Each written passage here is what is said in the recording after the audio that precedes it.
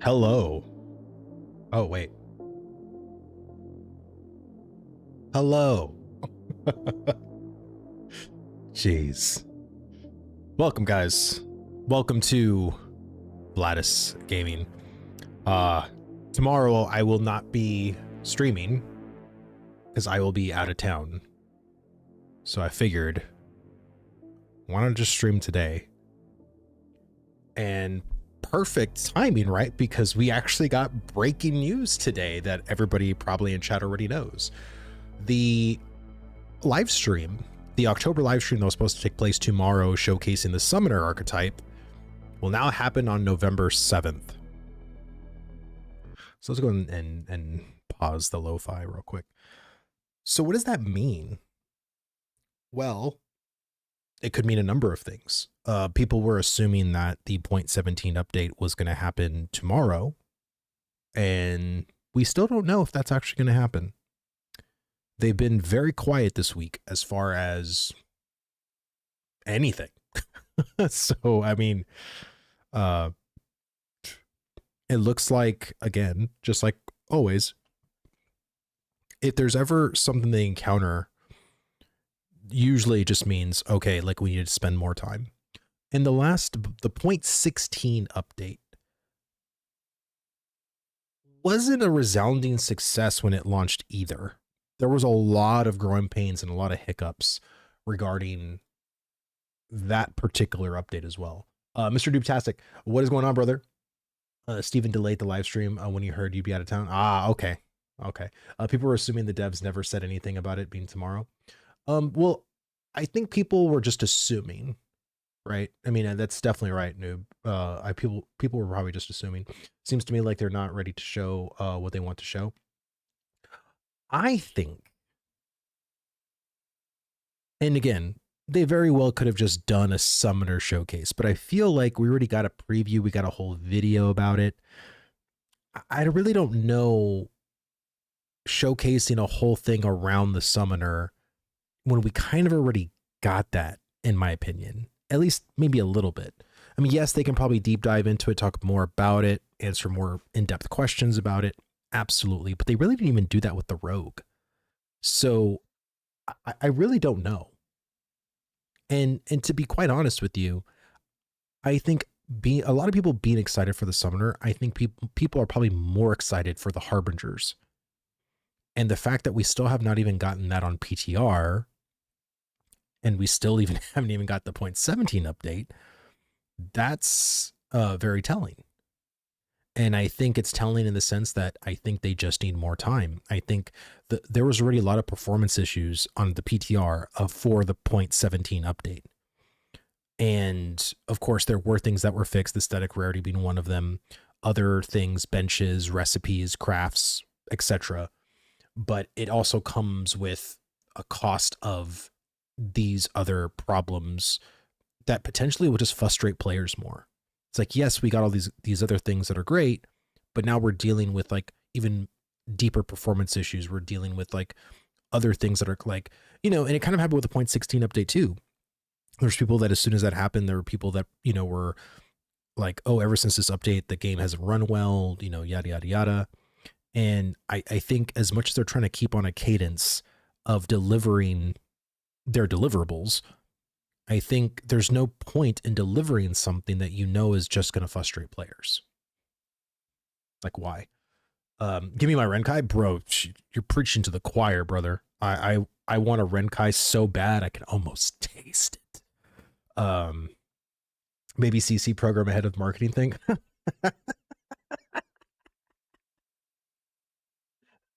You're funny, dude. Oh, they said the word's exciting, so we're cutting against something we're talking about yet. And yeah, I think that's kind of the Harbingers. I think they literally just kind of gave us not even, almost like a slideshow presentation of like concept art. But if we're literally going to be playing this stuff, like I honestly thought that the last live stream, they were going to at least showcase like something regarding the update, like the Harbingers update, like what it looks like, what the start of it looks like, what the opening, story arc, the first event, something. But they clearly didn't do that.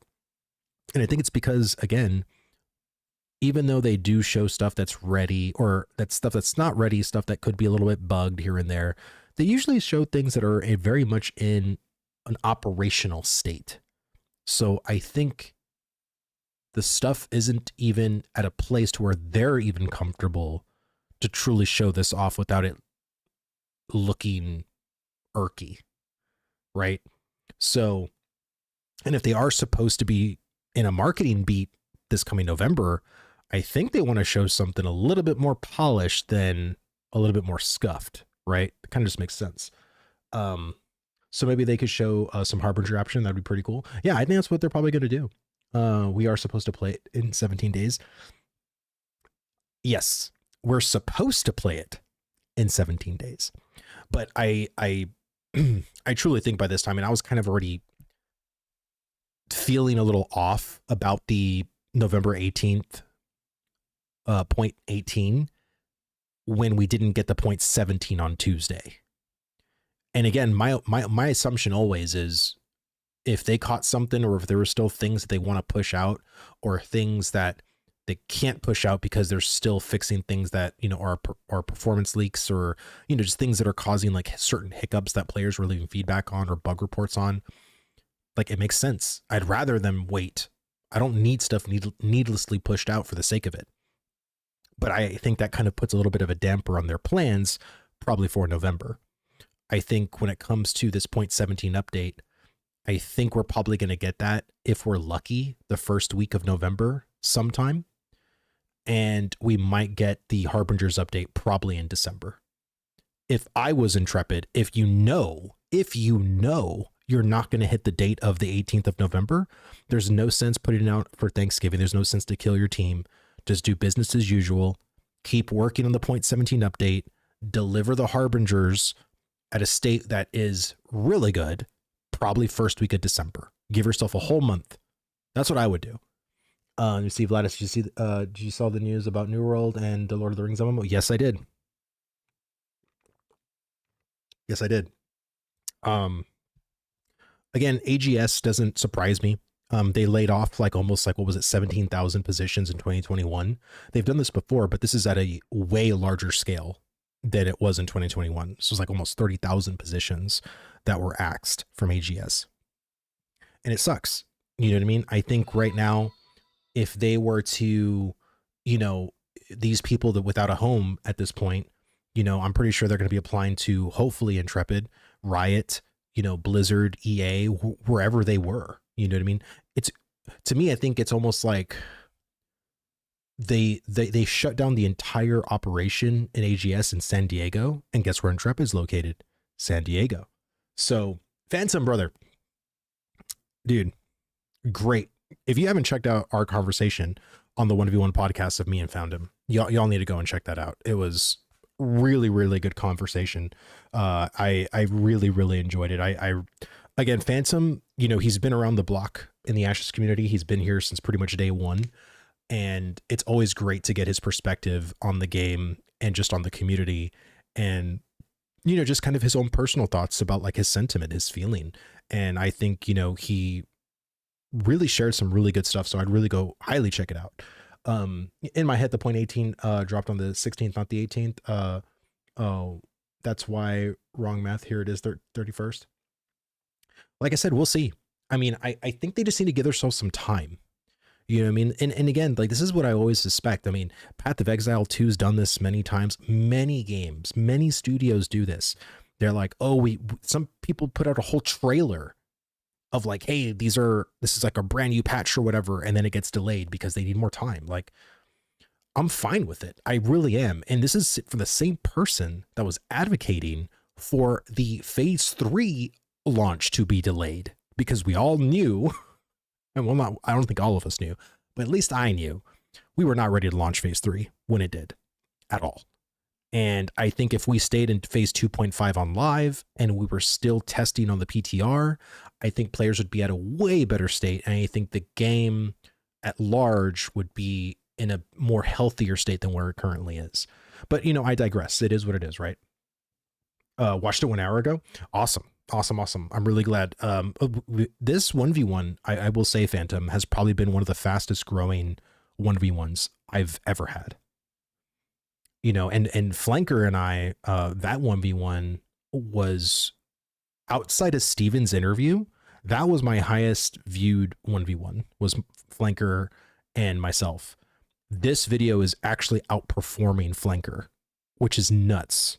I'm super shocked, and I'm very grateful for all the people that tune into the 1v1 and listen to my super Care Bear casual takes on Ashes of Creation. And you know, I again, you know, like we give you a little bit of a preview. Like, you know, a lot of the guilds that I talk to, a lot of the guys are family men. And so, you know, I kind of mentioned to Phantom, you know, like how do you plan to play Ashes? Because I know Phantom's a family man like myself, has kids, has a wife, has a full-time job. We're not going to play the game 8 hours a day. But does that mean that the game isn't meant for me or Phantom? No. It is, we have to tackle the game differently. You know what I'm saying? And I think I'm actually probably going to make a video about it. I've been kind of outlining this video. I just don't know how to really deliver it in a way that I think would be interesting to watch yet. I'll try to nail it down more, but I kind of want to like name it like, you know, can you play Ashes of Creation as a casual dad? And that's kind of like a working title that I want to, because I think, again, a lot of the people that are coming from, you know, New World, or maybe they're MMO that they're just getting sick and tired of because you've just been in there too long, or maybe they're just looking at the landscape and they just want to just play something different. And I know people know about Ashes of Creation, but I think the two things that are kind of like on the fence about is, one, the price, right? $100. And the second thing is the open world PvP, right? Oh, Ashes of Creation, just a gank box. Like you can just die whenever. And we all know from the Ashes community, it's not really like that. Let's just be honest. Like, how many people are getting killed by players as a non-combatant? Like, I would say less than 0.01%, probably. To me, casuals, a mentality, not just a time thing. Stop worrying about competing with the hardcore sweats, and suddenly the game options are so much more fun. Dude, like I said, noob, I'm pretty sure you did probably watch the 1v1 with me and Fanta, but we talked exactly that. And I was basically saying the same thing. Like, that was probably one of the most rewarding times of playing MMORPGs for me, was back in 2005.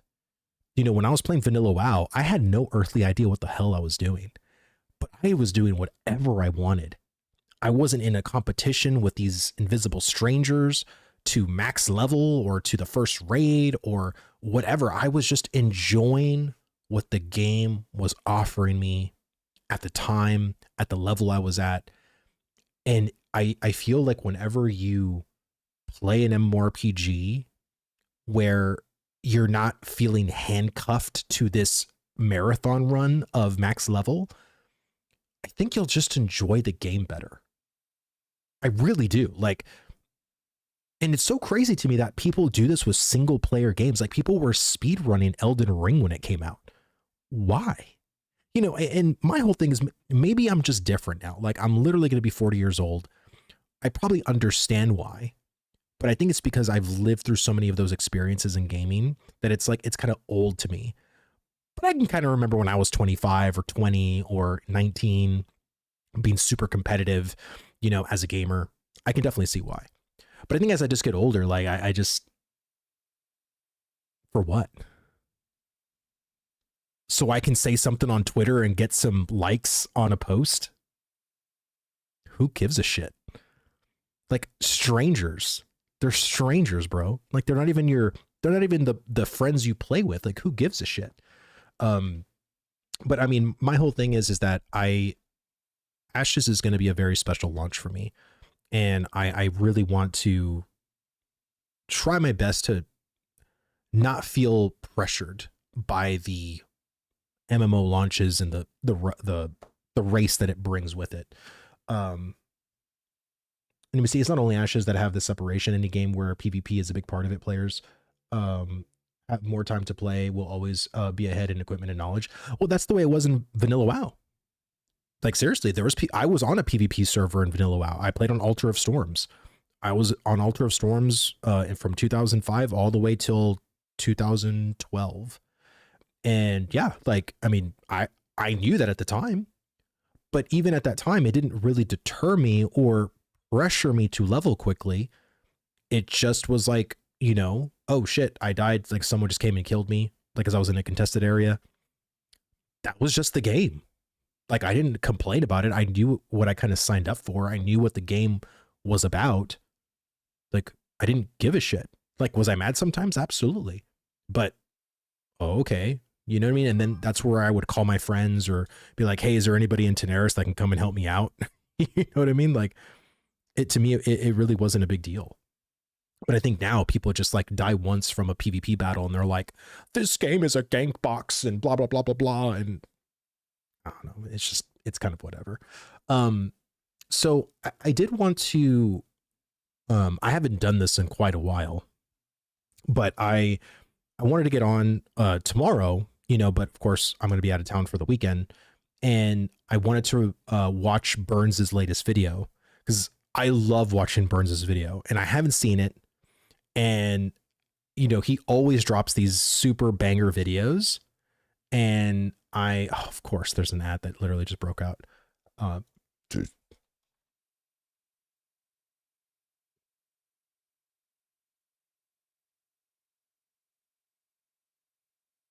And so I wanted to just, you know, watch his video because, you know, Burns, dude. And I've said this to him privately, and I think I've said this publicly, like in my chat. Burns, and this is back when Narc was still making Ashes content. I told him, Burns, if you keep up this level of quality, you will be the biggest Ashes of Creation content creator. 100%. And he would always like, oh, bro, like, he's like, stop. And I'm like, dude. And again, of course, Narc had his crash out moment. And then I was like, okay, for sure, not going to be the biggest Ashes creator. Like, I just think Burns, I mean, and no shade to anyone else. Like, Burns to me, like when I'm not saying I discovered him. I'm not a talent agency over here, but I watched Burns when he had literally like, what was it? 157 subscribers. And I remember telling him about his thumbnails, and I brought him onto the 1v1. This is way back when. And I loved his videos. His videos, if you literally go back and watch his early videos and look at some of the thumbnails that he did, but watch the videos were still, even back then, high quality. Yes, Burns, Copium Clinic. Yes, I'm talking about the Copium Clinic, Dr. Burns. And so, yeah, he's always had this level. But he literally, you know, when I had him on the 1v1 and I talked to him afterwards, I said, hey, if you work on your thumbnail game, your channel will blow the fuck up. And sure enough, he worked on his thumbnail game and he blew the fuck up. So, and I'm glad he did. He's an amazing dude. Couldn't happen to a better person. So let's go ahead and watch this 10-minute and 50-second video of Ashes of Creation subclass info drop breakdown. I think this is about augments. The title looked like it was going to be about augments. So let's check this shit out, shall we? All right. Let me know if it's low or high, or if it's at a good volume. We get the summoner in a few weeks. The next step after that is one of the main calling cards for Ashes of Creation, augments. I recently got some new info on what that's going to look like, so stick around as we break things down on this week's visit to the Copium Clinic. Audio good? For years, people have speculated on what the 64 class system will look like. Is it just reskinned abilities, or will the augments provide meaningful skill choice? Like, this is an example of Burns's talent. The fact of like how he knows to like clip certain things like this and just do it in a way that's like, he's so smart. Like, he is by far one of the best editors we have in the Ashes space. Like, insane. Here, let me turn it up a little bit more. From live streams and other interviews, we found out that a My secondary boy Corey? archetype doesn't give you new Corey? abilities, they're passives to choose from which change your already available skills. The classic example is the fighter's charge. If you choose the fighter primary, then the mage secondary, you'll be able to augment your charge into a blink. For being one of the main systems in the game though, we still know surprisingly little about augments. Jamie pushed to get more examples of what augments look like. Could you give us potentially an example of like what a 10 passive might be? I think like people just want like some kind of like specific. But Stephen wouldn't budge, and he gave a reason why not. You know, I think we've given examples of how that works in the past, right? And one that you pointed to being the fighter example. You know, I don't want to kind of take away from the designs that we have right now because they're going to be tested, they're going to be iterated upon, likely on PTR first. I think so. Here's the thing, right? Because body blocking exists as a tank. If you have a charge, or technically it's on the fighter, but if you're a fighter, let's just make it as a fighter. If you have a fighter and you can actually blink through groups, I'm sorry, but that's pretty fucking game changing. I talked shit about that augment a lot. Like if you go back, you can catch me on video clips from videos or live streams back. I always said, and like there ain't that much difference between a charge or a blink or whatever. But if you really think about it, like if you're in a siege or if you're in a big PvP thing and you need to kill like a particular person, or if you need to get past a certain group, can't really do much with the charge, but damn, blink, that's pretty damn powerful. Watched this before my recent interview. I knew Stephen wouldn't give me another example of. He actually gave you a shout out from this video. Watch when I found your videos talking about the overlay that shall not be named. Oh my God, did he mention that shit? Oh shit, let's hear an it. actual augment. So instead I asked this. You pick your primary archetype, then along with your secondary archetype, you gain access to 4 schools of augmentation that you choose from to enhance your abilities. Your last Q&A, you said you guys will start with the cleric and tank schools of augmentation, then go to the other archetypes from there. Could you tell us the names of the tank and cleric schools of augmentation? The 4 schools?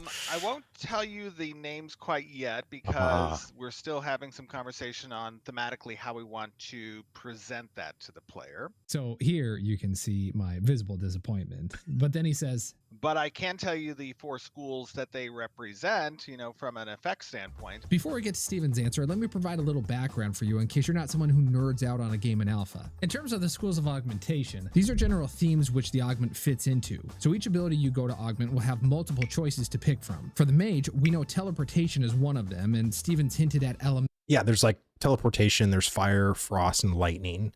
And, you know, I've actually made a video or a live stream dedicated to the augments where, you know, the fighter could have, what was it? Like, you know, DPS tanking capabilities. So it's like, you can have like different, I don't know. Let me just, Burns is way smarter than I am. Let me just see what he says. Another. The cleric and tank secondary classes will be the first 2 to drop after the summoner. The reason why I asked this question is because if we know the schools of augmentation, we can start to glean what their thought processes are on the augments. Yes. On the cleric side, you know, they're restorative or restoration, they're purification, they're radiance, and salvation. Pause there for a sec. So the cleric augments will be restoration, purification, radiance, and salvation. Okay, so that's interesting because where's the necromancer going to be? Because if you are a, was it a cleric summoner, or is it a summoner cleric? I always, dude, it's so freaking confusing with the freaking 64 class system. I want to say it's actually cleric summoner, but I could be wrong. Maybe it is summoner cleric, but whatever is necromancer, it wouldn't be restorative. That would be it's like salvation. Cleric, summoner, shaman. Okay, so it's summoner cleric. Got it. So we actually could see the secondary augment skill of necromancer, but I thought life and death was going to be one of them. But. So you know, those are obviously dealing with the ability to, you know, kind of direct healing from a restorative standpoint, to sustain the player. And from a purification, you know, obviously those are cleansing, those are types of blessing and or buffs that you may receive from the healer. Radiance is where probably you're going to get a higher amount of like damage efficacy that's specific to Radiance. As an energy type, might have some more kind of aura driven effects as well if you want to talk about augmenting existing abilities. And Salvation, of course, that's like burst healing, emergency saves, different types of restorative focuses on like resurrection, mass resurrection, abilities that might come along with those. He used the word sustain for restoration. I assume that means HOTS or heals over time. I wonder for DPS classes if this will give their attacks some type of self-heal. For purification, there will be cleanses and buffs. With the introduction of the summoner in November, there will be a lot of debuffs flying around, so the ability to cleanse you and your friends will be huge. For Radiance, it'll be damage and auras. I wonder if this will be additive Radiant type damage. Auras are always nice to stack for the homies. Then for Salvation, there will be Resurrection. Now, will the other classes get the Resurrection ability? Maybe. I know this was a big conversation in the past, but I wonder if things have changed. Steven then mentioned mass resurrection and said that only the cleric, so high priest, will get this ability. I'm really looking forward to this. A mass res could turn the tides in a dungeon or siege. I'd imagine the cast time and mana consumption, or just even a PvP skirmish. Like imagine like if you were doing a caravan or whatever and like all these people jump you and it's like a really good battle, and then your high priest is in the background just like doing a mass resurrection, and like 90% of your group is dead and the other group thinks they have the upper hand, like bro, and then all your homies come back. That is insane. Like that is probably a moment you're going to remember from that battle and be in Discord just like a raving lunatic shouting and just being so excited, for this ability will be significant. I'm sure rogues and fighters all over the battlefield will have to keep an eye out for these mass reses. If there is a significant amount of channeling time required, if there's a significant amount of mana depleted as a result of that, and if the radius is not too grand, you could see really interesting tactical situations where the position of dead bodies might make it relevant for that player to want to utilize that ability, in which case they're going to need to secure the area in order for them to cast that long cast. They're going to... Dude, imagine if there was like a passive with Mass Resurrect where you can literally sacrifice your life as the priest to instant mass res. Could you imagine? Like, so if there's like a 10-second or like a 15-second mass res, but you can like have a passive to where you click on something to like end your life to just instant, like basically your life essence just immediately resing everybody. Like that would be, dude, I'm telling you, like there's so much potential for passives, for talents, for augments. Like it'd be crazy. Need to preserve their resources to use that. So like it's that level of decision making that an ability like Mass Resurrection can present to a tactical situation that I think creates interesting PvP engagements. For the tank schools of augmentation, Steven said this. On the tank side, you have control, you have protection, you have fortitude, you have aggression. So there will be control, protection, fortitude, and aggression. He didn't go on to explain what each of these will entail like he did with the cleric, so we'll get to do a little theory crafting. In other words, baseless speculation, baby. For control, I assume this has some element of crowd control. Tanks have chain pulls, walls, and stuns. With protection, maybe this deals with defensive bonuses for your group and allies. For fortitude, my guess is this involves defensives for yourself. Aggression is likely aggro. Taunting and keeping aggro are a hallmark of the tank class. You could argue this belongs in the control school, but tanks don't really do much. I would say aggression can also be stuff that could potentially like buff or debuff as well, right? So you can have like aggro taunts, things that actually debuff the target to do more damage, to do less damage to you, like things like that. You know what I mean? I would assume. Damage or have berserk mechanics, but this is all just that a guess. too. With other classes having aggro capabilities, I'd assume they won't be as strong as tanks. So if you're fighting for mob aggro with another group, but you guys have a tank, it's my opinion that no one should be able to out aggro a tank. Hopefully the fighter tank combo, the Dreadnought, can be a somewhat viable tank where we don't see LFG tank spammed in chat all day, every day. I also think the summoner will help alleviate this. The way Intrepid designs abilities is with an impact score. Let's hear what Steven says about that in his Jamie Chaos interview. Passives live on a scale of intensity from 1 to 10. 10 being like radically changing an ability, like significantly so. 1 being, perhaps touching a specific design spoke on the ability, whether that be cooldown or mana cost, something along the lines. So in your traditional passive tree structure, you probably want to have passives that range between a power level of 1 and 4 or 1 and 3 in how it can adjust an active ability. And these are passives that specifically touch active abilities. You also have actives that just touch your core character class, right? Those might be like your mana regeneration rate or your HP regeneration or, whatever, right?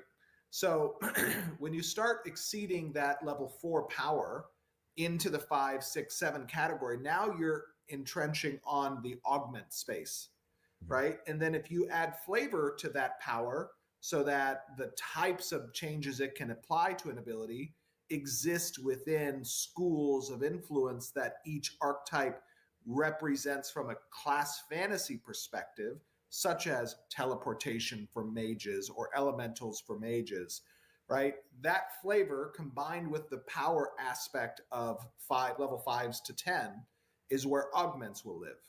And these will all be a part of your passive tree structure.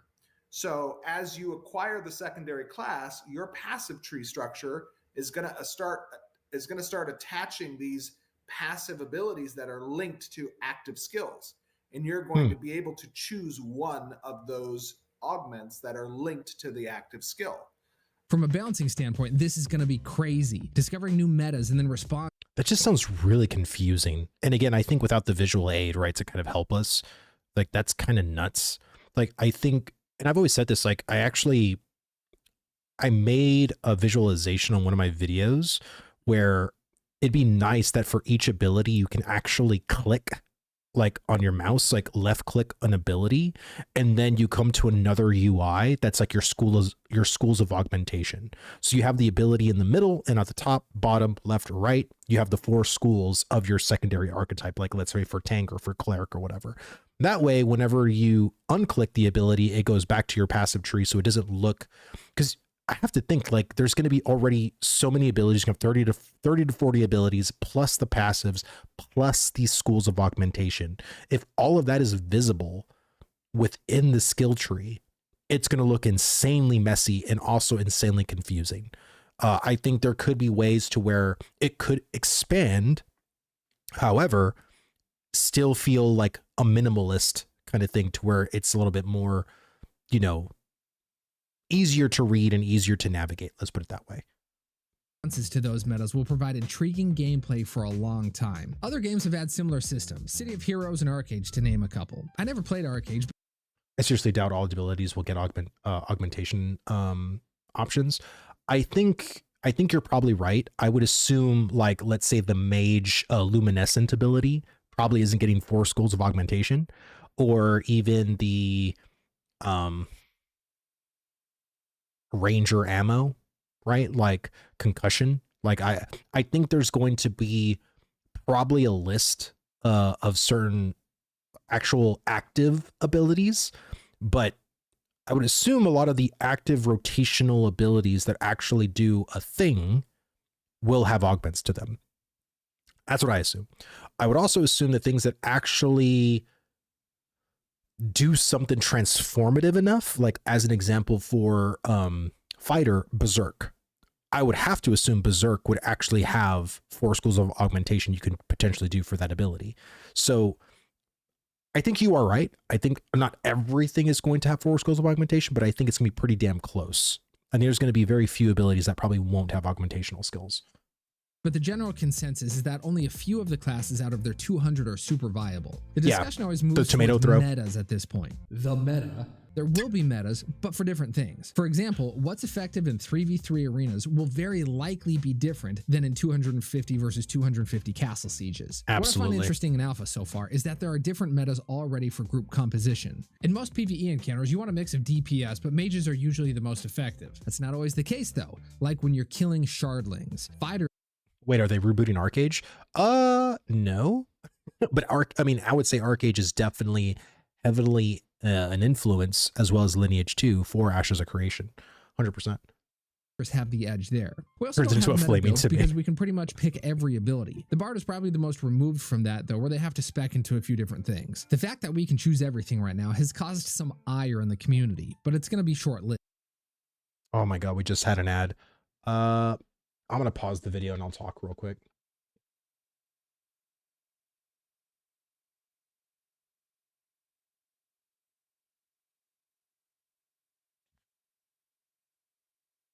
Okay. Yeah, so I think when it comes to augmentations, I think Burns, like I said, he's doing such a great job. I mean, per usual. Augmentations is something that I've been very nervous about coming into this Ashes of Creation community, coming into the game. I remember, Steven talking about this back in, what was it, 2018, when I was watching all the videos back in 2020. The 64 class system to me was always this glaring, like it never excited me. I heard 64 class system, and then as soon as I started to go into it more, the more and more nervous and more worried I became about class design, about how this particular class design was going to unfold. And I think augments could actually very well be one of the coolest things to ever be done in an MMO. But in the way I'm thinking about it, I think it is the most ambitious way would be, as a developer, you're talking over like 9,000 potential color variations, animation changes, design influences that all are going to come from 4 times 30 to 40, depending, like I said, not all of them are going to be with 4 schools of augmentation, but then also coming up with the passes interactions. Then you come into the balancing act of it all. It's a nightmare. Like, even for someone like me that isn't even a dev, and when I try to think about like how all this is going to work, bro, like and again, when I talk to people who played Arcade, which has not only it doesn't even have a 64 class design, it has like, I think 256 at this point. That game is not even balanced. I think, when Arcade, they said, oh, there's only like 9 classes that are actually viable out of the 256. So it's like, it has this illusion of you could do 256, but I mean, if you're actually a dedicated smart player, you're not going to do any of the meme builds, or you're not going to be this weird thing, this amalgamation of skills that you're going to put together. And so I'm very worried about that, but I'm also very worried about expanding the classes eventually. Like, once, Ashes of Creation releases, like so now we're going to go from 64 to 81. Like, if we add a druid base class, well, that means now we need druid secondary for not only the druid, but for all the other classes, fighter druid, summoner druid. And to me, it's so messy. It is so freaking messy. Like, I don't know. I wish them the best, but god dang, man, I am so worried about the 64 class system. Yeah, I think the specialization is going to be a big difference of the jack of all trades thing. Will not be so viable, but we'll see. It's all just guesswork. It all just is guesswork, on that side. I feel like there's going to be, could get most things in the tree, but at best, you'll have to choose to specialize in less things. Yeah, we'll have to see. All right, people are back. Let's keep watching the video. The moment we get augments, we start making mutually exclusive decisions. You can only have one augment on an ability, so you have to make meaningful choices. Based on what he says here, it sounds like we probably won't get all 4 at first unless something has changed. We'll probably create 2 augment schools per archetype and then release those all together, and then we'll continue to build upon that. And then we'll probably allow easier secondary archetype switching. After the summoner is introduced in a few weeks, the next step is augments for the cleric and tank. From the live streams, it sounds like these will be early 2026. We've been in Alpha 2 for a year now. We have new territories, but they still don't have much in them. It'll be nice when places like the desert become viable with more POIs, the rest of the gatherables, and a grand dungeon. Vera will start to feel alive once we get this. One thing I've been impressed with Intrepid is how quickly they're able to address major issues. The other games I've played, you were lucky to even get a message from the devs acknowledging the issue that you brought up. The back and forth communication has been a breath of fresh air and is a great prognostic indicator, even though the world development feels slow. As a footnote to my last video, apparently the gathering overlay is actually real. When I saw it, I was inclined to believe it was real because it was Russian. But yeah, it's been confirmed since. But doesn't really even matter now because static node rarity is gone. So that overlay is now obsolete. Good news. Vladis talks about that in his most recent video. Go check it out there. That concludes the video. Aw. Thanks for watching.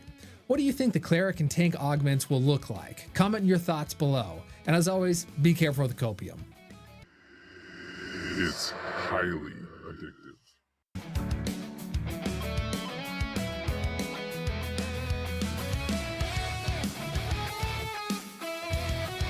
Dude, Burns, like I'm telling you, man, he's got such a strategy, and the way he starts his videos, the way he ends his videos, like he has the format down. It's so good. Like I'm telling you, man, like when Ashes comes out, like this dude's gonna blow the hell up. Like he's probably gonna be one of the first people to hit 100,000 subscribers, I would say. Easy. But guys, if you haven't watched the video, please go watch it. I'm sure all of you guys have watched it. I purposely messaged him when he released it on Tuesday. I said, hey, I'm gonna go live on Friday. I saw you released a video. I want to react to it on Friday. And he's like, all right, dude. So I waited. Watched it 3 times already. Yeah, dude, it's so good. Like I'm telling you, Burns, he makes such great content. I'm just kind of reading the comments real fast. Yeah. Planning? He left the comment.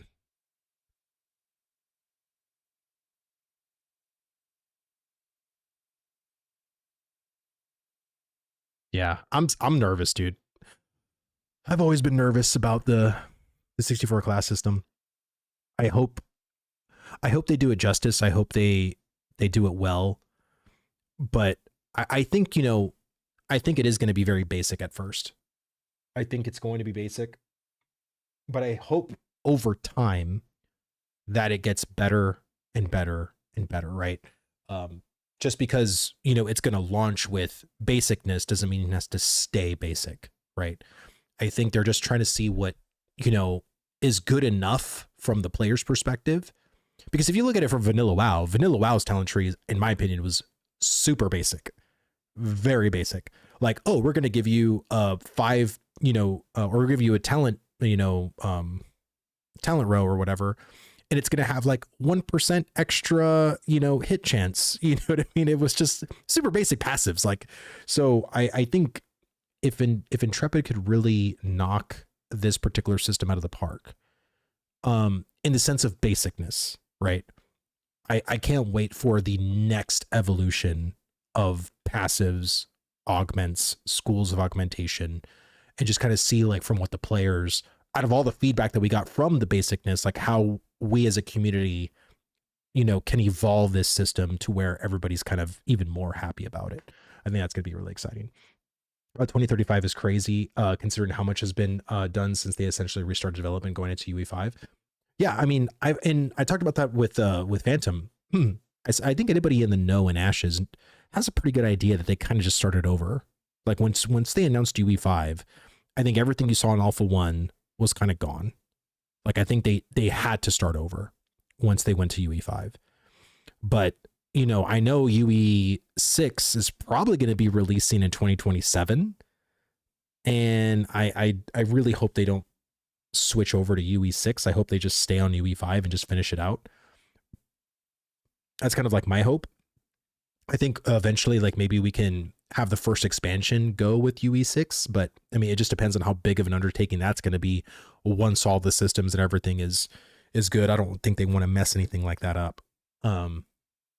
Let me see. It will start out basic and people will freak out and rage quit. Like it's not placeholder, like they have everything in the game.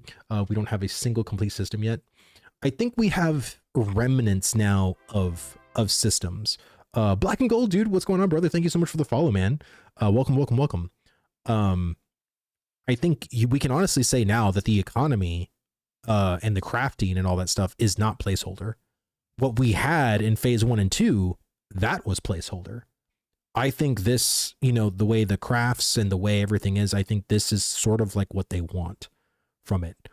Are other things kind of placeholder? Absolutely. But I think we are starting to finally get like some a semblance of like the 1.0. We're not dealing with the 0.1s or 0.5s anymore. Like I think there's some systems, like who knows, like maybe the treasure map system that we've been testing in PTR, maybe that's the way they've always envisioned treasure maps to be, which I don't know how I really feel about it, to be quite honest with you.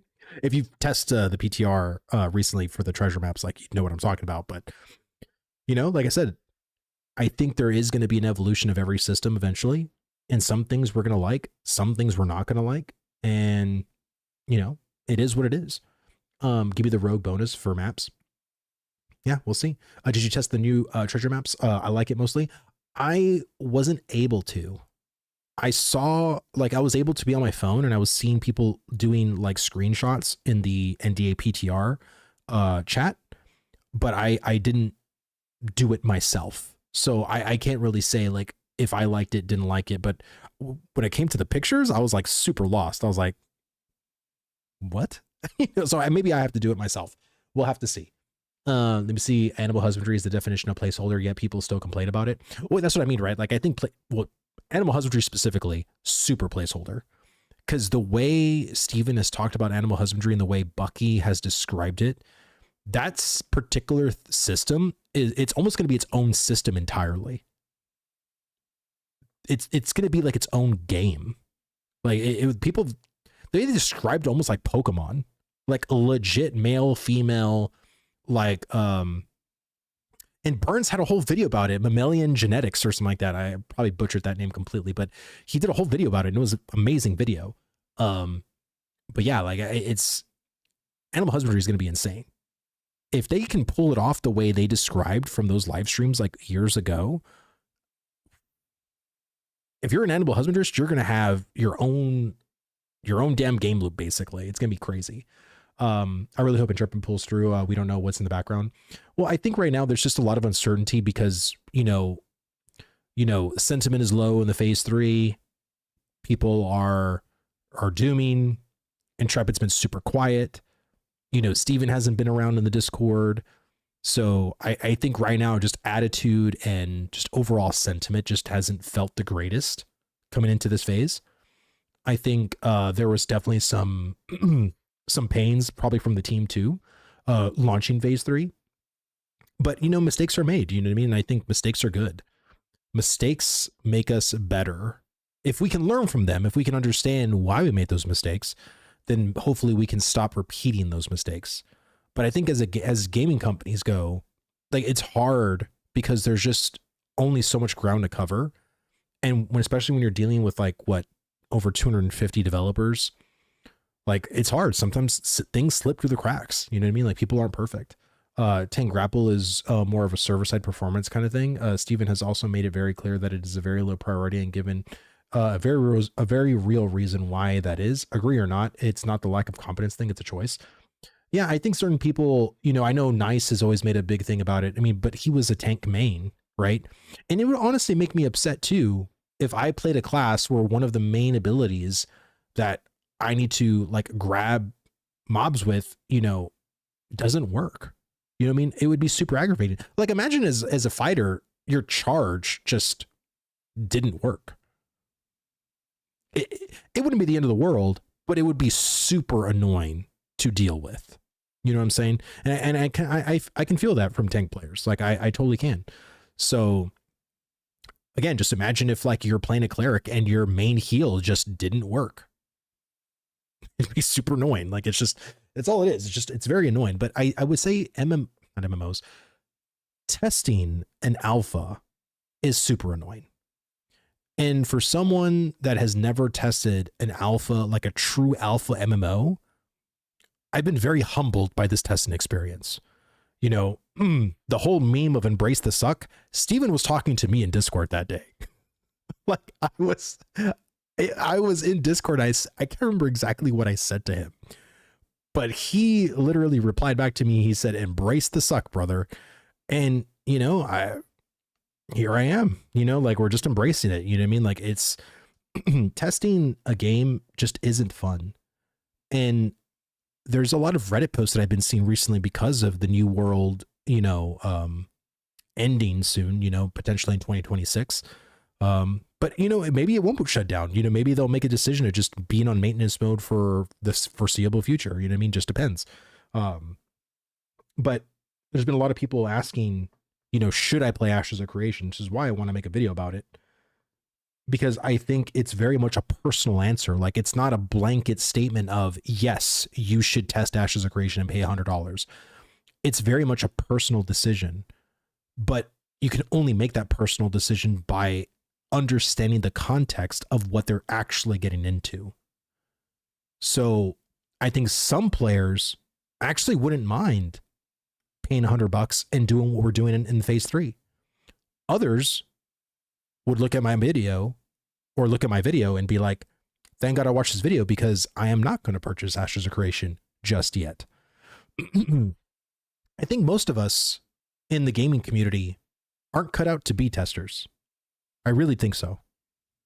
The more people I talk to in Discord, like when I go into guilds, Discord, like other than my own, and I just talk to people and I hear like their testing experience, or I hear like, oh, I played for a couple of weeks and then I just had to take a break. Like, I don't know, like I just can't do this again. And most of them are just playing it like a game. And again, I don't blame them. We're all gamers, right? Like, we're trying to play this game, right? Like, we're not out here being like, okay, like, what do I want to try to break today? Or what do I want to try to do game loop wise that maybe can be broken? Or I found this thing that was broken. Is it still broken? Let me go and make sure it's still broken and leave a bug report about that. That's not how we are. You know what I mean? Like, we're trying to make better gear, to have better item level, to, have more money, to be more successful, to kill people faster. Like, that's just our mentality. Like, many of us just don't have a testing brain. We have a gaming brain. And so if you're trying to play Ashes like a game, I think most players will end up being very frustrated and leave, because Ashes isn't really a game yet. Like, can some people play it like a game? Absolutely. And those people are completely masochistic,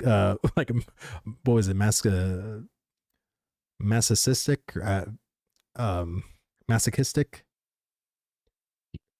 30 grade reading level, by the way. Told everyone who asked that question that I can't tell anyone not to try, because it's by far the best game I've ever played, even though it's just an alpha. But if you do refund, that's fine. Let me know so I can say I've had one person who's refunded. Oh my God, buckets. Too many players are trying to play/win, not test the game. No, you're very much right. I think a lot of people are trying to play the game to win, to one-up people, or to one-up a guild. And I think if you're playing like that, the faster you will just burn out. You will be Icarus. Don't be Icarus and fly into the sun. You are still made of wax. Okay? And I think, people just, they think they're immune or something. I don't know. Delay? What delay? They delayed. So tomorrow was supposed to be the live stream, the October live stream for Ashes of Creation. They delayed it to November 7th. We also still have not gotten any confirmation of the 0.17 update that was supposed to launch at the end of the month. Tomorrow's 31st. And still no 0.17 update. So that could be delayed as well. And then the 0.18 update, which is supposed to be on November 18th or November 16th. I can't remember which day. I think it's November 18th. I don't think that's coming out on November 18th. Let's just put it that way. So I think there's just delays all around. So that's kind of why I put delays and more delays. Can I refund after 2,000 hours played? My. Let me see. Anyone have refunds? I question their tastes. I think, again, the people that I've heard that refunded the game fundamentally thought this game was different than what they thought. So they had a complete different interpretation of Ashes of Creation. And that was on them. Like, and they know it's on them. Like, hey, like, I fucked up. Like, I thought it was going to be like this. Turns out it's not like this. And I just don't care. And my whole thing is that a lot of them that I've talked to says that they actually wouldn't mind coming back later for potentially like beta 1 or something, but they just know currently at its current state, I can't play this game. And, that's what they say. And I said, you're very much correct. Like, playing Ashes of Creation at its current state is not for the many. Let's put it that way. I mean, I guess enough crack can keep you awake for 90 days. Jesus Christ. I refunded the game as unplayable right now for many people because of the performance issues, and I got top range PC. That was actually one of the people that I know from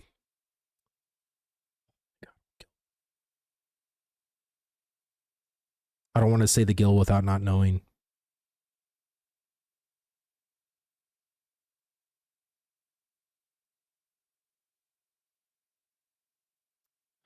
I don't want to say it. But this is me too. Now, it hasn't happened to me recently, but when the phase 3 launched, I was DCing, or like not even DCing, I was doing the Unreal Engine crash every hour.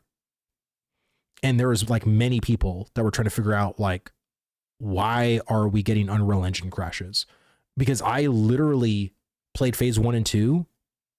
I maybe had like 1 or 2 Unreal Engine crashes, like randomly. And then I was good. Like, I didn't have any performance issue. I streamed Ashes like for hours, at a time. Never had any issues. Phase 3 comes around, I'm literally crashing every hour. And I think some of the people that I know refunded because of that. Not because the game was shit or anything like that. It's just like, why am I going to play a game where it literally just force crashes on me every hour? I don't blame them either. I mean, I think it's one of the most annoying things ever. I'm still getting them about 3 to 4 times a day. Yeah, that's rough, man. It's super rough. Legit PowerPoint presentation for me. I worked for the team for a fix, and they said it's not just optimized yet, and then I got a refund. Yeah, I mean, and again, like, I don't blame anyone that wants to refund Ashes of Creation. I think, again, there's just a lot of things in this game that need a lot of work. But I think having fresh eyes and like there's some people that have just started playing Ashes. Like, I rated a couple of people that Pockets was be like, hey, Vlad, you should rate this person, whatever. There's new people playing phase 3 that hadn't played phase 1 and 2. And it's nice having some new blood here, getting fresh perspectives on the game. But I think the vast majority of MMO players know about Ashes of Creation. They're just on the fence because of price, or are the systems or the things that are going to be enjoyable for them. And I think, once, if they truly do this marketing beat, which I don't know if that might be the case anymore. I don't know. We'll have to wait and see. But I mean, I think maybe could be, I don't know. I think we could have another delay in the sense of marketing. Maybe they hopefully changed their minds and said, hey, like, we're not going to actually market. We're going to push our marketing probably till next year. And I think it's good. I still think them marketing the game right now is just, it's such a head scratcher. I don't think it would be in their best interest to. There was actually an Icy Veins post today that had, from when I saw it, it had like 80,000 views. And the comments section in that post was crazy. So people know about Ashes of Creation. I really don't think marketing is going to really like convince people. The thing that will probably convince them is just a lower price point. But even if that lower price point, if that ends up happening, okay, cool. Now let's say it's $50. They can still refund because maybe the game just isn't what they thought, And right now the game just doesn't have a compelling loop to keep players engaged. It just doesn't. Like, if you are engaged, it's because you are like an early adopter. It's because you feel like, you like what this game cycle is, right? The whole economy, the whole gathering, the processing, the crafting, the POI grind. And again, it's not for, the few, that's one thing, but the many, I don't know. I think a lot of people just don't want to do it. Exactly. People stressing about marketing when they don't know what it'll actually entail. Well, I mean, yeah, we really don't know. Let me see, but what if it's a full ad campaign? It'll look very bad in my opinion. I mean, I really don't, because they've been marketing. Like, if you think about it, like every YouTube video they release, every Twitter post, they do a Twitter post every single day. All of that is marketing. All of that is letting players know we're still here. We're still doing stuff. You know, come check us out. Like, that's marketing. You know what I mean? I'm currently marketing right now. I'm live on YouTube. I'm live on Twitch. You know what I mean? Like, I'm marketing. We're all marketing in a sense. So I just don't know what more they can do that, like, again, if Lazy Peon makes a YouTube video about Ashes, that to me is more marketing than anything Intrepid can currently do. Because that Lazy Peon video will have like hundreds of thousands of views. You know, if Asmongold talks about Ashes of Creation, that video is going to have like 1 million views. So I don't think anything Intrepid specifically needs to do. I think it's either going to be them reaching out to like bigger content creators like Lazy Peon or like Asmongold or Summit 1G or Tim the Tapman, which I don't even think that's a good idea, because I would say that to get them, I would love to be in the beta phase, like to where they had no idea. Like someone like S-Fan would be a good example, because S-Fan tried Ashes of Creation in, I think, early phase 2. And so imagine him playing the game in beta. So he played it way back when in early phase 2. Now he's going to play it again in the beta. We have the whole Western continent completely finished, all revisions of like, you know, 2.0 versions of each biome, more events, more POIs, more levels, more talent points, more passives, more abilities, like better, smoother Fatui experience, more quests, you know, Harbinger's event, more world events, Goblin event, multiple world bosses, a better note system, you know, just all the shit. You're going to literally then bring players in at that time when all of that content is in. You know, you had some optimized phases, you know, polish passes. That's when you bring those big players back, because now it's like they already had a look, like an early look of the game. And now look at where our game is at now. And I think that to me is a better way to do it than where we currently are. And again, we've come a lot. I mean, from last year to now, we've come a pretty long way. A lot of biomes released, a lot of things that we've done, but there's still like, I still, on the grand scheme of things, we're still like, if we were at 0% last year, we're at like 15% to completion. You know what I'm saying? Like, we're still so early. Like, and even though it feels like, hey, it's been here a year, we still have a long way to go, man. You know, we still haven't even finished the Western continent. We still have like the Redwood area. We still have the Badlands. We still have the northern snowy region, if you consider that to be still the Western continent. We still have 2 more races. We still have the summoner archetype that we have to flesh out. We still have the revisions of all the existing classes. We still don't even really have a lot of like good quests. The quest design needs work. Economy still needs balancing, and you know, it's just, I don't know. Intrepid just needs to chill, just chill, and keep working, keep just diligently working. And I would say finish out the Western continent, finish the Redwood area, do the Badlands, and then just do 2.0 versions of the Riverlands, fill out Jova, Nuela, give them more points in the map, you know, like more POI grind spots, or, you know, just more things, you know, make it more in line with, let's say, Marileth and Winstead, you know, what was it? Not node zones, but they're like not points of interest. What am I trying to say? The ZOIs. The ZOIs. Yeah, the settlement ZOIs, the zone of influence. So I think that's where they need to do next, because they should focus really, like, after they finish the Badlands and the Redwood area, the 2 areas that I think need the first like 2.0 revisions is Riverlands and Anvils.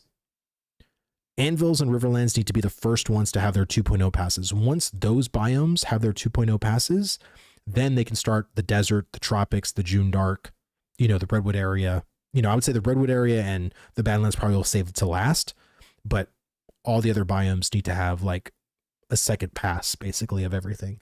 And once we have a really good like continent, then we can start working on the second continent. But I can guarantee you, like if I'm way I'm thinking about it, if they totally focus on the Western continent, that's going to probably take them to the middle of next year, which means given by their track record, that means that they would have to finish the whole second continent in a 1.0 first pass in another year, because they couldn't even finish this continent within a year. And I really truly thought, like, if you go back and listen to me in March or May of this year, I said that they'll probably finish out this continent by the end of the year, and they'll already started the other continent. But I also said, just wait until the end of next year, and we will see how long we have left to finish this game. And sure enough, like we still have a lot. We have a lot to go. Because I teach children, this action is great. 6-7. What? Oh my God, Pockets, please, for the love of God. Is it because I did this thing? Oh, Jesus. My money says the continent has been started at a base level. Dude, I hope so. I truly hope so, but we'll have to wait and see. I think the engine upgrade put them back 6 months. I think the engine upgrade put them back a good bit. I really do. They should make the second continent an expansion. Phantom said the same thing. I disagree. I think you need to put out both continents. There's no reason not to. I think if we truly have the money to keep going, keep going. Why? Well, like, I don't understand why certain people in the community are trying to give caveats to launch sooner. Didn't we learn our lesson every single MMO launch of how MMOs don't cook enough? And here we are asking them to literally leave stuff off the plate. Like, why? Why? I don't get it. Haven't we done this dance? Like, haven't we been completely and utterly disappointed? Let's not do that. Let's actually finish the actual design intent of Ashes of Creation completely. You know, let's have the Underrealm. Let's have the Tolnar. Let's have all the 9 races. Let's have all the 64 classes. Let's have all the stuff from the node system, all the economy stuff, the thousands of recipes. Like, we need it, because I can guarantee you it's content that players are always asking for. And in the paper design, if you go look at everything that they're trying to accomplish, all of this is an insane amount of content. Why are we going to deprive ourselves of that? Because we want Ashes sooner? But that's what every MMO does. We got New World sooner. We didn't get Lost Ark sooner, but we got like Crowfall sooner. We got many MMOs sooner. Did that ever turn out well? I don't think so. I mean, I need all the things, but mostly combat pets and breeding. Yeah, I mean, that's the other thing too, because that's enough to do in the area we have currently when they are done to set up. I think when it comes to the most important thing they need to really hammer out is the Fatui experience and the revising of biomes, like the revising of our current zones. We need, first of all, every zone needs to be on the same level of the Riverlands. And the only biome that's at the scale of the Riverlands is literally the Riverlands. There's no other biome that's even close to like a Riverlands experience. And I think that's bad. And I think it would be a mistake to work on the other continent in a 1.0 version when everything is 1.0. Or like, you need to start doing second passes. I would say just stop working on the second continent, pour all your efforts onto this one. Let's make a really good, like, completed continent, and then we can work on the next one. Because now we'll have a reference, like a blueprint of like, okay, players are actually really happy with this level of work from this continent. So then we have the producers and the people that, you know, do the bean tracking on Intrepid's end to be like, okay, now that we know how to do these biomes and how and what players are asking for from a biome, now this is going to be our deliverables for the second continent. And I think especially if we're going to want like sailing, you know, ocean content and everything like that, you need a second continent. Like how are we going to launch Ashes with one continent and have open sea battles and open stuff? Like, I don't get it. Like you need a second continent to traverse like back and forth from, you know. What are we just going to do? We're going to traverse the south part of one continent to the north part of another? Like we could, but I just think that'd be so lame. Let me see. Ashes of Creation strikes again, but I agree with your point. It's hard because if the current content is going to be filled out with level 26 through 50 content, so the world feels deadly. If you take the wrong direction, well, so the two starting areas, which will be the anvils and the riverlands, will be levels 1 through 30. And then every biome, like the desert, the June Dark, and all that, will be 31 or potentially 30 to 50. And I still don't even know if that's actually a good thing. I think, and again, this is a huge ask. I've always known this is a huge ask, but I always thought it would have been cool to have players, if they didn't want to be in the Riverlands, like if they just wanted to completely abandon the starting zone because they want to be in the tropics, why can't they just go to the tropics and start leveling the nodes there, start doing quests there? Why not? Like, why do we have to do this? Like, why do we have to start in the Riverlands? You know what I mean? Like, and actually established Riverlands. Like, what if we don't care about the Riverlands? Like, in a sandbox game, sandboxes are things to where it doesn't feel like it's on wheels, right? Like, you can do whatever you want to do. But it seems like by this decision or by this design, it's almost like they went theme park in this particular design. Deep Swan, dude, thank you so much for the follow, brother. Thank you. Hope you're enjoying the stream.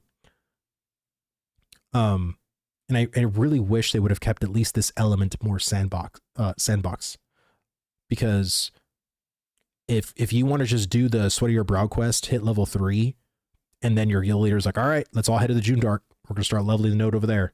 I think they should. I 100% think they should. I started on the anvils, and that zone needed way more content, but it looks cool though. Yeah, a lot of people were happy with like how the zone looked, not so happy with like the quest design and just the lack of content overall. So yeah, and honestly, the lack of crafting patterns, the benches weren't working. There was so many problems in the anvils that they need just more fleshing out. This past I started in the anvils and there's nothing. Yeah, I know. I think there will eventually be like 6 to 10 different starting locations, but that will make it feel more sandboxy. Well, so currently that's not the design. So from what Steven said in Burns' interview, that every starting area, so there's going to be 4 starting areas in the 2 continents. The 5th one will be the Underrealm, which is where the Tolnar start.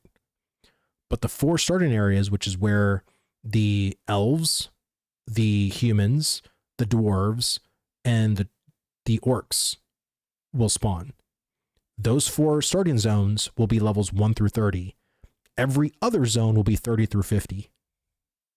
That's what Steven said. So again, if you want to start off in the Renkai area, you're going to have to basically level like in the Renkai area. Because if you're level 3 and you go to a level 30 zone, you're just going to die. You have no choice. Oh, he also said 2 continents for sure at release. He did. And I truly hope he keeps that promise. I know a lot of people are like, you know, Steven dates are a mystical unicorn in a forest, but I really hope they do keep that particular logic, because again, classic WoW or vanilla WoW started out with 8 races and 6 starting zones. The queues, even back then, were insane, with 6 different starting areas.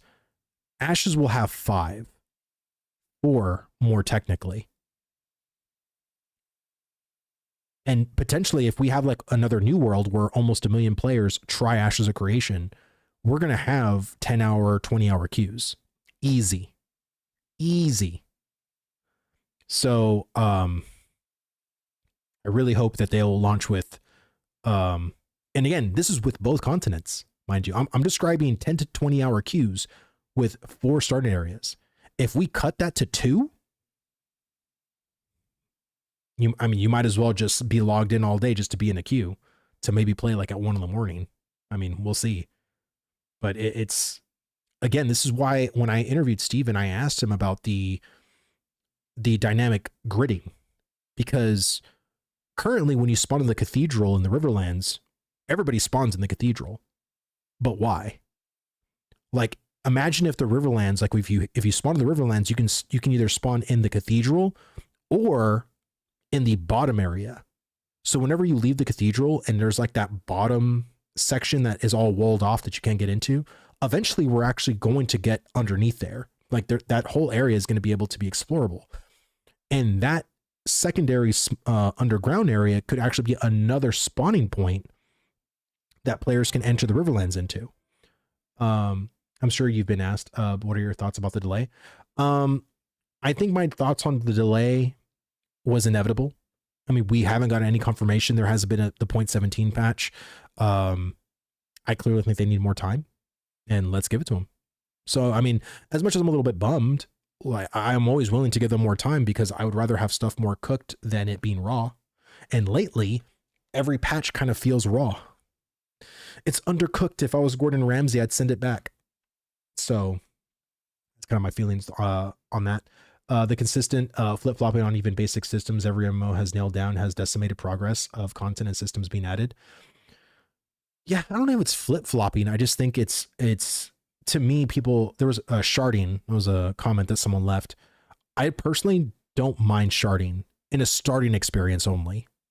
Like if Intrepid said, hey, we're actually going to shard in the only in like the cathedral Lion's Hold area, I'd be like, okay, cool. To me, a first time experience means more to me and for new players than just being able to say that, well, everybody's on the same persistent server. Like, who cares? Like, I would rather have a better starting experience and less people in queue, or no queues potentially, but there's always going to be queues, especially when MMO launches, but at a minimal queue as possible. I'd rather have people waiting in queue for like 30 minutes, like if that, you know, rather than them waiting literal hours in queue just to play Ashes. I think it's just, you know, we need to do what we can to make as many people come into this game as possible. Where's the lamb sauce? It's fucking raw. Dude, I watch Kitchen Nightmares all the time. Like, I mean, I've seen probably every single episode. It's crazy. If the game releases with 5 server realms and 95 on standby or 250 on standby ready for expected players, I don't think it'll launch with 5 server realms. I think, again, the interest alone, if I go back to like the wiki, I remember them saying that they had over 4 million registered Ashes of Creation accounts on ashesofcreation.com. And that was literally back in 2020. So people, you know, and again, like, I don't know, I would assume Lex would just put fake data on there, but there's clearly interest for Ashes of Creation. But again, you can only live launch this game once. And that's why I've always said beta 2 should literally just be testing launch. Like beta 2, like beta 1, you test the game, you do all the stuff, like, you know, it's kind of like a first presentational patch, like when I was talking about like inviting Asmongold, inviting Lazy Peon, inviting all these big streamers to come in and be like, hey, look at our progress, look at how the game's evolved, look at our sound design, look at, you know, our pretty skybox, like look at all the gorgeous things, look at how great our combat is, yada yada yada. But beta 2 should be nothing but just stress testing servers and acting like a live launch is going to happen. Do free weekends. You know, I know people were saying like, oh, I bought a beta key or whatever. Like, don't do free weekends. No, do free weekends. Do free weekends where you can log into Rashication completely free. Because you need to stress test servers and you just see like what a live launch is actually going to do and try to mimic that as much as possible for y'all to have the data to know, okay, like this is what we potentially are getting ourselves into. You know what I mean? And there's companies like, I remember when last Epoch, the devs talked about that. They and even Path of Exile, when Path of Exile 2 launched, you know, or went to early access, they had like so many different server allocations and everything like that. And they completely underestimated the players because they were like, okay, we're going to, you know, do this, you know what I mean? And we think we have as many servers as we did. And then of course they completely underestimated, and, you know, that got them into trouble for a little bit, right? For that first day.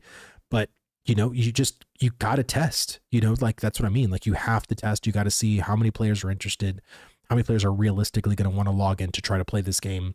And free weekends, I think, are a really good litmus test as to like, hey, you want to break servers? You do a free weekend. Everybody will come on as long as you have it. As long as you are registered to ashesofcreation.com, you can come in and play for the weekend. That's great. Like do that in beta 2, 100%. Beta 1 will be lots of graphics polish and all of that. Beta 2 will be early access. Yeah, no, 100%. I completely agree with that. Hydrate myself. Yeah, thank you. I was like,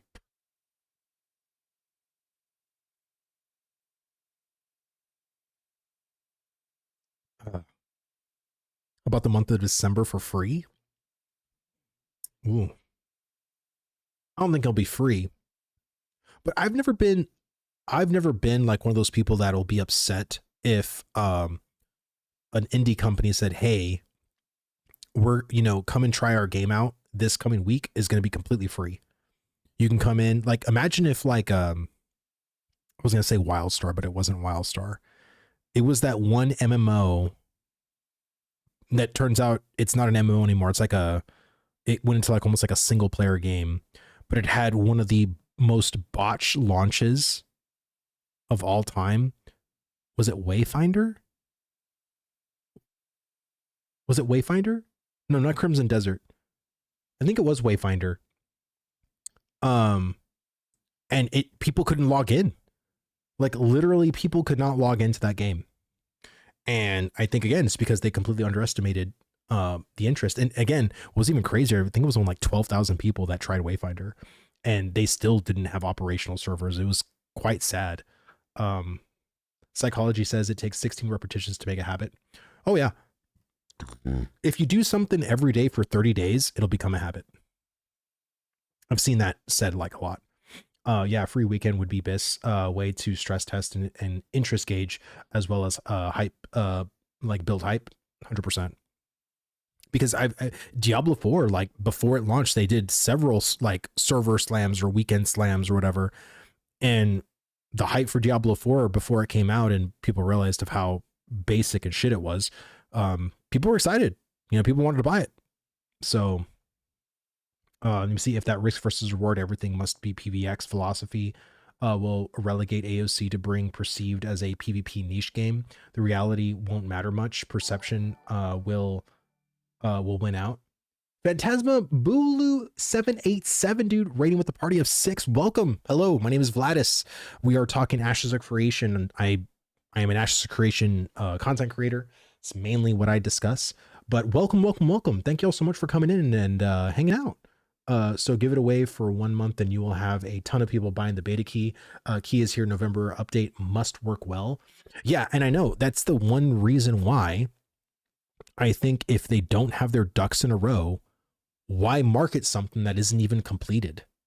And I've always said this, like, I mean, I didn't always say this, but I always assumed that the Harbingers update, the way they described it on that live stream, wasn't going to be complete. We're probably going to have like the first part of it potentially done by the 18th. And it's now looking like we may not even have that on the 18th.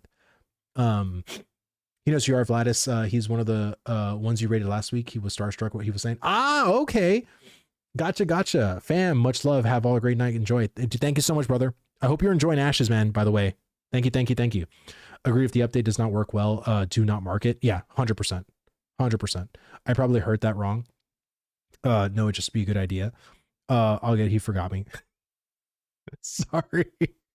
Dude, honestly, like I got really excited when Pockets was telling me about you and said that you're trying to AOC, you're trying to completely blind and stuff like that. Again, I really hope you're having a good time. Leave bug reports, talk about everything, and leave feedback. Please, for the love of God, leave feedback. But yeah, I think most of all, like we're just at a place right now where we just need more time. You know what I mean? Like, and I say, let's just give it to them. Like, I'm not really in a rush. And when I hear people talk about Ashes of Creation, I hear this urgency from players, and I don't really know where that urgency comes from. You know what I'm saying? Like, I don't know if it comes from like the fact that they just truly want an MMO like playable right now. And that very well could be the case. But I also feel like we've been debated before, you know? The blind gut is whetstones. Ah.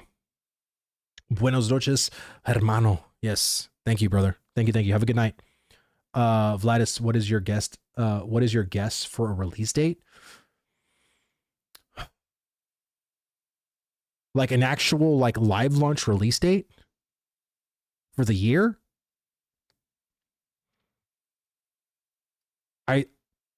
If I could have my way, I would say that 2028 is a very realistic year that Ashes of Creation could launch if they actually took their time and diligence to make the game.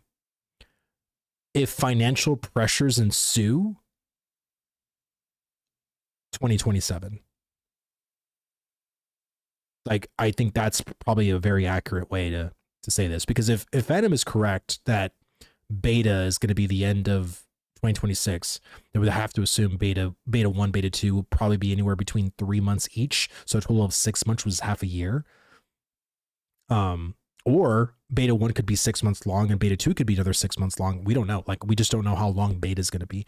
Beta usually are very short in time frame. I would say more realistically, we could have a 3-month beta 1 and a 1-month beta 2. That seems pretty accurate, at least in my head. But I would say if they're more pressed for time, I'd say early 2027 release. If they're not pressed for time, like Q4 2028, maybe 2029. I don't know. Like, that's just because I still think we're 3 to 4 years out from right now. Like, even with all the work they put in this year, we're still about another 3 to 4 years. Again, Ashes of Creation is it's a monstrous game. It's huge. Like, this game has so much to it, and I don't want to shortchange any system. Like, I don't. Like Star Citizen. No. Star Citizen is, if you look at the scope of Star Citizen and compare that to the scope of Ashes of Creation is like this. Star Citizen is as big as this room. Like, that's the scope of Ashes or Star Citizen compared to Ashes. So no, Star Citizen has a way bigger scope than Ashes does. But I would say in the grand scheme of things for an MMO, I mean, Ashes has probably one of the most ambitious MMO designs I've ever seen. So how many people do you think haven't started? How many people think they haven't started on the second continent? I think they probably have. I just think that it's probably still in the conceptual, like, if you're talking actual pen to paper, like, and what I mean by that is them actually like generating it on UE5 and like landscaping it and have like hand drawn, or not hand drawn, but like actually going into the biome and putting stuff in. I'd probably say like they probably have certain zones. I'd probably, if I had to say any zone that they're probably working on conceptually, would be the other 2 starting experiences on the other continent, which will be the Pyre area and the Renkai area. or the elf area and the orc area. Because I know they have landmass complete. Just can't tell you how much I know. Oh no, the programming on it is all done. They are waiting on all the systems to copy paste into. Well, that's why I think Steven and the team are always referring to their tools, because, you know, them creating the tools, like I know Landform, which is one of their tools, they talked about this years ago, to create like landscapes and everything like that. The more tools they can create to streamline their process, the better. So again, I'm all for it. Like I just want them to, that's why they upgraded into UE5. Yeah, no, I would assume so. I mean, again, people like to say, oh, I wish they would have stayed with UE4. But dude, UE4, the whole, like, when I talked to one of my buddies, he used to work at AGS in 2021, but then he got laid off and now he's working for, I forgot, it's like a small, they make casino games, but he's worked with Unreal Engine 4 before. And he says, dude, you have no idea how fucking annoying the checking in and out process is.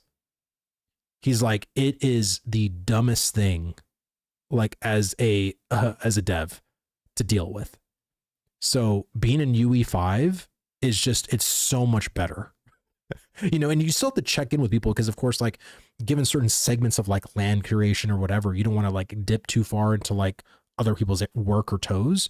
But the fact that you could actually still log in to do the work you need to do or check stuff out, it's just, it's so much better. Let me see, it can cut an estimated 4 additional years off of development. Really? That's insane. That's crazy. Let me see. I would assume a lot of the landmass is done, but they aren't fleshed out at all. The POI's unique features, small details, etc. Yeah, I'd probably say so too. I mean, I think, again, if I had to say 2 areas that I would probably be pretty confident on that they have worked on, would be the 2 other starting areas in the other Western continent. But I mean, hey, who knows? Again, I'd rather them keep working on this continent, personally. Excuse me. The original design was that the node levels influence mob levels. Technically, a lower level node should support low level mobs. Well, and again, like, I think that's why I would rather have scaling happen when a node levels. So if everything is wilderness, then if you go into a certain node, or I keep saying node, a certain settlement, and go there and start killing stuff, chopping stuff, stopping trees, you know, doing quests there or doing whatever, then when you go up to level, 2, level 3, then you have mobs and stuff like that starting to come online, POIs. Like, I'd rather have scaling done like that more so than scaling tied to your level. I hate level scaling. Like, oh, I'm level 5, now every monster is level 5. Now I'm level 6, now every monster is level 6. I hate that shit. But I think, to me, a better solution to kind of make all areas viable in the sense of travel is just to scale every single mob to levels. Because if you do that, then it's literally becomes a race to which node somewhere hits tier 5 and then eventually tier 6. And then that node will then be the end game zone, right? And if you want a different end game zone, then you have to node siege that node to then boost another node somewhere else, right?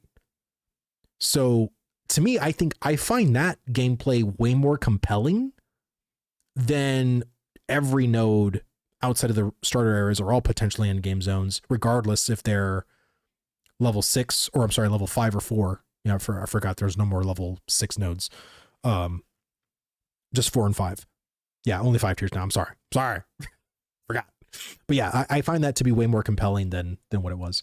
You see, the person I know says that once the systems on continent 1 are finished, they can copy paste them into continent 2 literally in one day. Well, hey, just keep working on the first continent then. I mean, that's what I would literally do. Yeah, I really, really hate absolute scaling.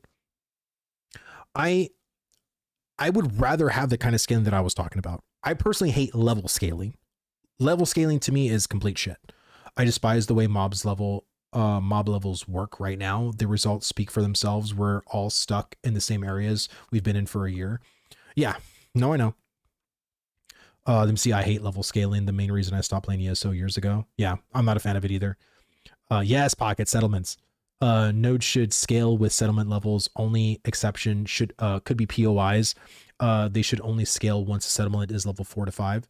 Well, I think certain POIs could actually stay static. So, like as an example, like once, let's say, Winstead becomes like a tier 2, right? And it'll only ever get as high as level 15, right? So Highwoman Hills is technically capped level wise at level 15. So even if Winstead becomes level 6, right, tier 6, that POI grind spot is still level 15. It's not going to be level 50. You know what I'm saying? So I think, and again, you could easily kind of do that. But I don't know. We'll have to wait and see like what they choose to do. Let me see. Twitch cheat code. Use tabs and turn down audio, not mute, and you can collect all points on your streamers. Twitch does not count. Twitch does not count mute.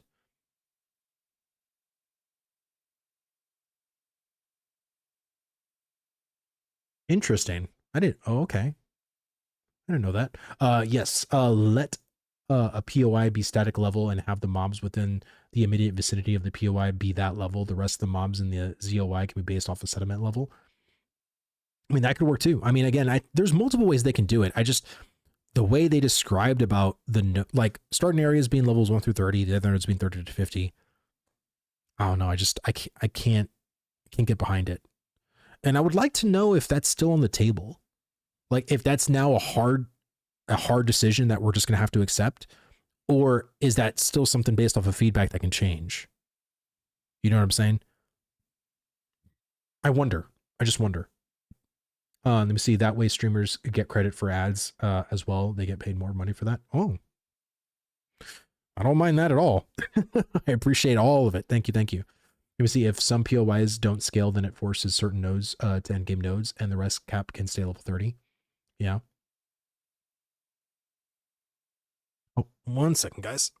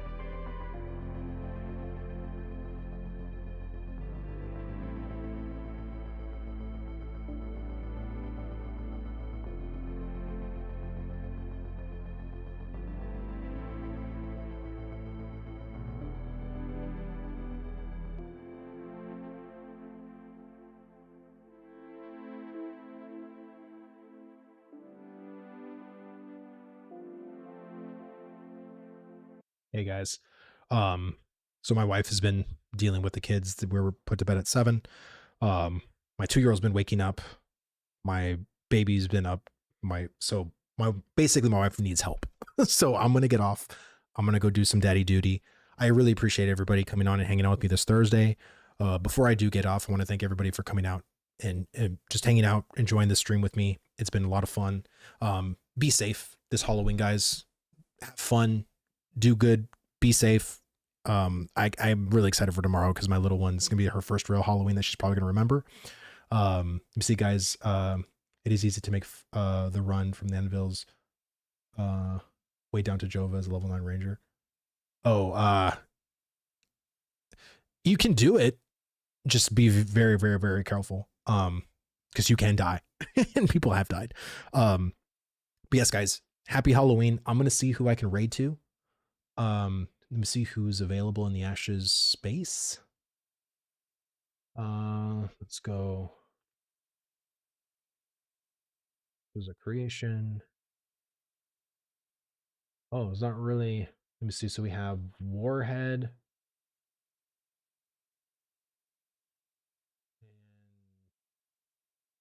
Ashes. No comms. Okay. Let's see who this Warhead guy is. I don't know who he is, but he's only been on for 40 minutes.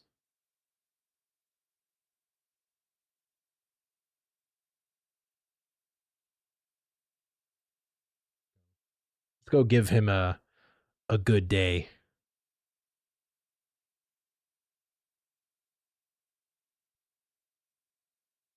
All right, guys. Y'all have a good one. Be safe for Halloween. Later.